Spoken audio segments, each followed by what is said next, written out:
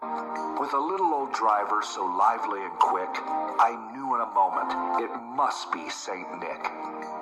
More rapid than eagles his coursers they came, and he whistled and shouted and called them by name. Now Dasher, now Dancer, now Prancer and Vixen, on Comet, on Cupid, on Donner and Blitzen. To the top of the porch, to the top of the wall, now dash away, dash away, dash away all. As dry leaves before the wild hurricane fly, when they meet with an obstacle, mount to the sky. So up to the housetop the coursers they flew, with the sleigh full of toys, and St. Nicholas too. And then in a twinkling, I heard on the roof the prancing and pawing of each little hoof.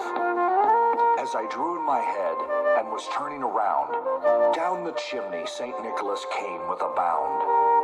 He was dressed all in fur, from his head to his foot, and his clothes were all tarnished with ashes and soot.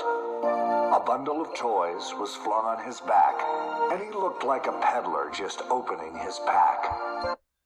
So we are going to pause here. Notice in these two stanzas, they are giving us descriptions of what Santa looks like. They're using figurative language, imagery specifically, in order to describe and to help us create a mental picture in our head. So if we did not have this picture here, we could still try and use the imagery described here in order to come up with that picture of Santa.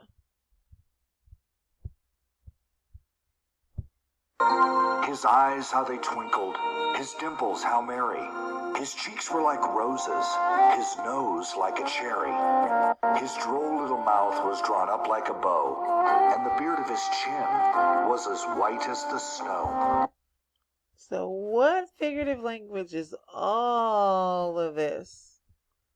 I want you to tell me in the next slide, because all of this is the same figurative language.